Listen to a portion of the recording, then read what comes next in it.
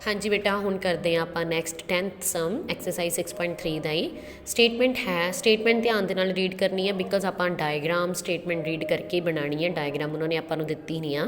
Statement है C D and G H are respectively the bisector of angle A C B and angle E G F कि अपना C D तो जी H बाइसैक्टर ने दो किहड़े angles दे ए C B दे ते E G F दे such that D and H lie on the side A B and D F E कि जिहड़ा डी ते एच पॉइंट आ वो दोनों किहड़ी साइड ते लाई करते हैं ए बी ते एफ ई ते किहड़ी ट्रीएंगल ए बी सी और ट्रीएंगल ई एफ जी रिस्पैक्टिवली यानी कि दो ट्रीएंगल्स ने डिफरेंट अपने को एक ए बी सी तो दूसरी किहड़ी आ ई एफ जी यानी कि अपन दो ट्रीएंगल्स ड्रॉ करनियां पैणगियां उहदे अकॉर्डिंगली आप इन्हां दे बाइसैक्टर्स दी लाइन जिहड़ियां ओह ड्रॉ करांगे। इफ नाल दी नाल एक चीज़ होर गिवन है कि triangle A B C similar है ट्रीएंगल एफ ई जी दे ते आपां ने शो करना है कि C D upon G H equal किहदी होवे A C upon F G और ये दो ट्रीएंगल्स इन्हों सिमिलर प्रूफ करना है और ये दो ट्रीएंगल्स इन्हों आपां ने सिमिलर प्रूफ करना है।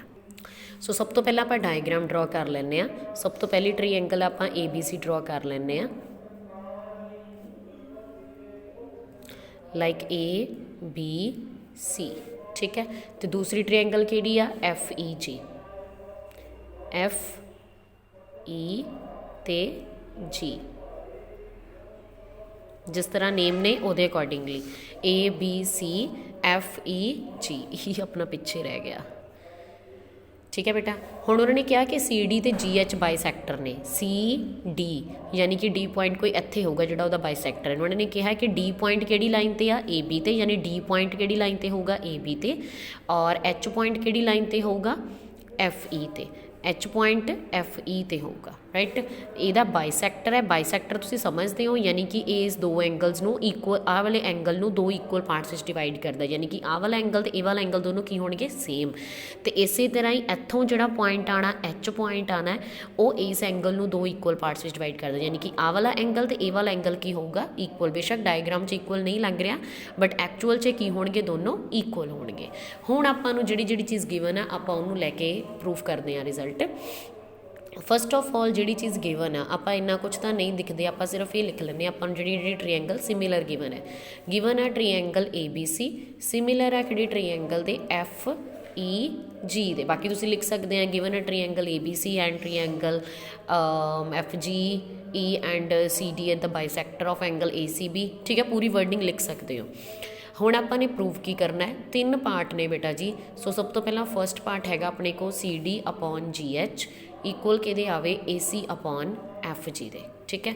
हुण जरा ध्यान दे नाल देखो ये साइड्स किहड़ी ट्रीएंगल दी आंदियां पईयां ने सी डी ते ए सी डी ते ए सी यानी इस ट्रीएंगल की गल हो रही है तो एच जी एच ते एफ जी एच और एफ जी यानी कि कुल मिला के इन्हां दोनों ट्रीएंगल्स दियां कोरसपोंडिंग साइड की गल हो रही है ए वाली और ए वाली ट्रीएंगल ए डी सी और triangle F G F H जी।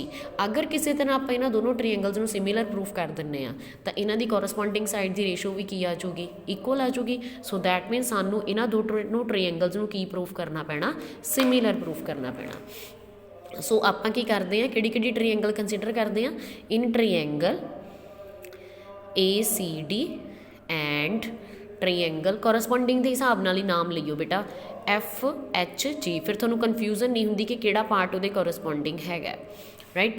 हुण नाम तो ही क्लीयर हो जाता है ए दे कोरसपोंडिंग किहड़ा एंगल आऊगा एफ सी दे कोरसपोंडिंग किहड़ा एंगल आऊगा ए सी डी ते मैं ही गलत ले लिया एंगल इत्थे लो ट्रीएंगल ए सी डी लई आ एफ जी एच ठीक है। ए दे कोरसपोंडिंग आ गया अपने को एफ सी दे कोरसपोंडिंग आ गया जी और डी दे कोरसपोंडिंग की आ गया एच एंगल ठीक है। इस तरह नेम सही लियो ताकि कोरसपोंडिंग साइड से इक्वल आ जाए। हुण ये दो ट्रीएंगल्स ने अपने को आप इन्हों सिमिलर प्रूफ करना है किस तरह प्रूफ करिए। सब तो पहला तो देखो जिहड़ी चीज़ गिवन आ उन्होंने लैके चलते हैं। गिवन हैगा अपने कोल कि triangle A B C similar आ कि ट्रीएंगल दे एफ ई जी दे ये अकॉर्डिंगली आप सारे रूट बना लेने आ।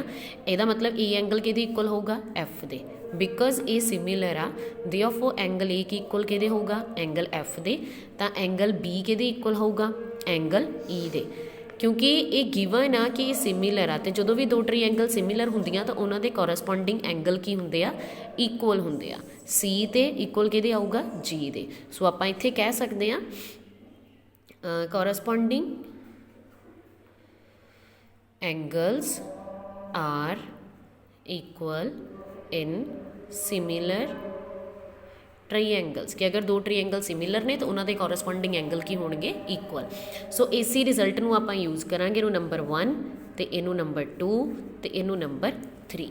हुण आपां गल करते हैं फर्स्ट पार्ट की, ट्राईएंगल ACD एंड ट्राईएंगल FGH। हुण इहदे वास्ते देखो ए एंगल किहदे इक्वल आ गया, F दे आपां नूं मिल गया। तो हुण दूसरा एंगल देखो ज़रा, C तो एच की गल होंदी है, जब सी तो एच दोनों इक्वल ने तो बाय डिफॉल्ट उन्होंने बाइसैक्टर भी की होणगे इक्वल आएंगे। सो आप कह सकते हैं एंगल ए कि इक्वल आ ACD ते FGH। ए कि इक्वल आ गया एंगल F दे, कित्थों लिया आपां ये फ्रॉम 1 तो दूसरी गल आपां लैके चलांगे एंगल C कि इक्वल आऊगा एंगल G दे। क्यों? क्योंकि सानू गिवन आ कि फ्रॉम 3 च आप कह सकते हैं कि अगर एंगल CG दे इक्वल आ तो बाय डिफॉल्ट उन्होंने बाइसैक्टर भी की होणगे इक्वल होणगे, क्योंकि दोनों एंगल इक्वल आ तो अगर उन्होंने हाफ करांगे तो भी की आऊगा इक्वल आऊगा। इस करके आप कह सकते हैं कि बाय ए क्राइटेरिया जी ट्राईएंगल ACD आ वो सिमिलर आ कि ट्राईएंगल दे FGH दे। तो अगर ये सिमिलर आ तो देयरफॉर उन्होंने कॉरसपोंडिंग साइड की रेशो की होगी सेम होगी। ठीक है बेटा, हैंस रिजल्ट इज़ प्रूवड।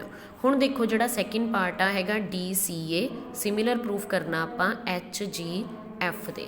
देखो जरा ध्यान दे नाल यही ट्रायंगल की गल कर रहा हो, ACD ते DCA HGF तो HGF। चाहो तो इनू अलग तो सारा कुछ आप लिख सकते हैं, क्योंकि आप ट्रायंगल फिर उही गल होंदी पई है ट्रायंगल की DCA यही वाली ट्रायंगल और HGF यही वाली ट्रायंगल्स फिर दोबारा रिपीट करना लिख सकते हैं, नहीं तो असीं कह सकते हैं कि असीं नंबर 1 दे विच इनू प्रूफ कर दिता। हुण एंगल A किहदे इक्वल आ जाऊगा एंगल F दे, एंगल A एंगल F दे आ गया तो एंगल C किहदे इक्वल आऊगा एंगल G दे। क्यों? इहदा रीजन सेम उही तुसीं फ्रॉम 1 तो जा सकते हैं, अगर एंगल C दा इक्वल आ तो दोनों का हाफ भी की होगा इक्वल। सो आप कह सकते हैं by angle angle angle criteria ये दोनों ट्रायंगल्स की ने सिमिलर ने। Triangle DCA similar to triangle HGF, क्योंकि फर्स्ट पार्ट सानू इनू प्रूफ करना पिया सी कि सिमिलर ने तद रेशो सेम आऊगी।